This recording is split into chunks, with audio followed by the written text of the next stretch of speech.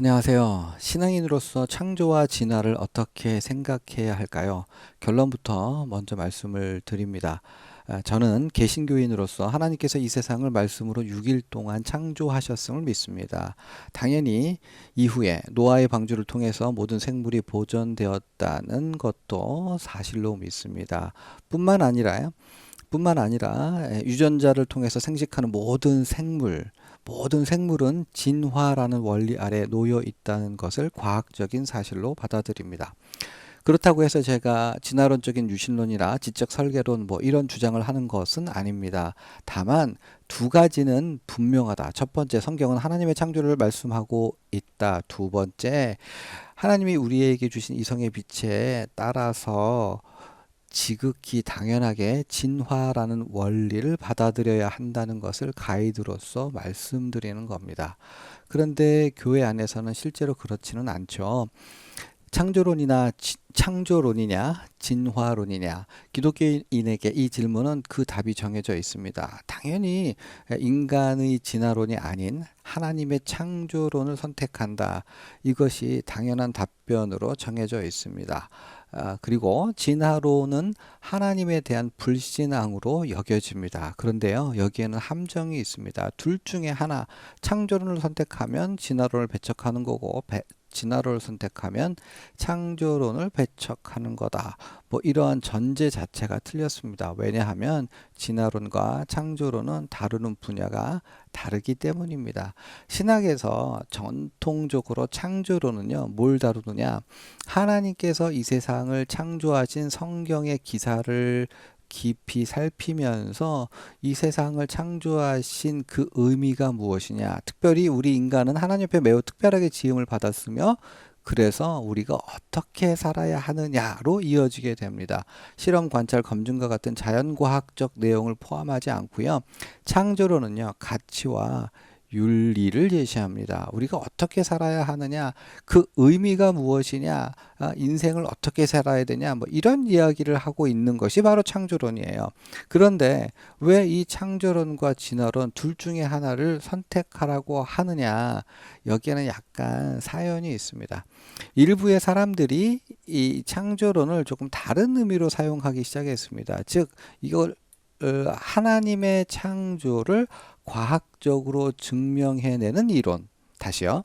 하나님의 창조를 과학적으로 증명해내는 이론을 창조론으로, 그것이 바로 창조론이다, 이렇게 이야기하는 사람들이 있었습니다. 이러한 의미의 과학 이론으로서의 창조론은 두 가지 심각한 문제를 가지고 있는데, 첫 번째, 성경을 제대로 읽느냐, 주경신학적으로 성경학자들이 인정하는 방식으로 성경을 읽어내고 있느냐, 여기에 의문이 있고, 두 번째로, 여기 이렇게 이제 하나님의 창조를 과학적으로 증명한다고 하는데 이것이 다른 과학자들이 보편타당한 것으로서 누구나 그렇다라고 인정할 만한 그러한 이론을 제시하고 있느냐. 그런데 이 두 가지다. 성경을 제대로 읽어내느냐, 과학적으로 인정을 받고 있느냐. 근데 좀 그렇지 못했던 것 같아요. 교회 안에서는요, 성경 얘기 안 하고 어떤 그런 이야기를 갖고 와서 이거 참 신기하지요, 재미있지요, 은혜롭지요, 이런 식으로 얘기를 하고, 교회 안에서는. 반면에 과학계로 나아가서는 성경 펴들고 너희 무신론자들은 다 틀렸어.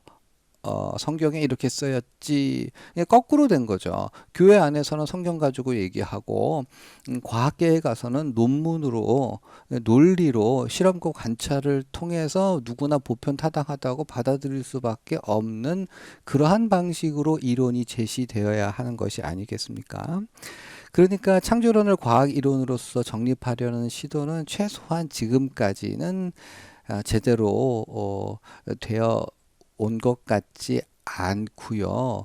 따라서 이러한 과학 이론으로서의 창조론과 진화론 둘 중 하나를 선택하라는 프레임은 그 자체로 틀린 것이라고 할 수 있습니다. 그렇다고 해서 이 의미와 그 가치관을 그리고 우리가 어떻게 살아야를 보여주는 정통적인 의미에서 창조론, 성경적인 창조론, 의미를 부여하는 창조론과 그리고 이제 과학계에서 주장하는 진화론이 완전히 다른 걸 다루느냐 분리가 되었는데 그렇지는 않죠. 진화론은 창조론이 전제라고 하고 있는 하나님의 창조와 충돌하는 측면 물론 있습니다. 창조론은 하나님의 창조를 출발로 그것을 기존 사실로 인정하고 전제로 하고 출발을 하는데 진화론은 우연이나 결과로부터 출발합니다. 배치가 되고 충돌이 되고 모순이 되는 면 있죠. 그런데 이 충돌이 되는 면 말고 나머지 진화론 전체를 부정하면 이건 말이 안 되는 겁니다. 저는 하나님을 믿으니까 경제학을 부정합니다. 저는 하나님을 믿으니까 미학이나 수학이나 뭐 기타 뭐 화성학이나 이런 걸 부정합니다. 이거는 말이 안 되는 거죠. 확률과 유전 법칙을 베이스로 하는 진화라는 메커니즘이 생물에 작동하고 있다는 점은 너무나 분명합니다. 현재로서는요, 지구가 둥글다라고 하는 걸 부정하는 것과 같습니다.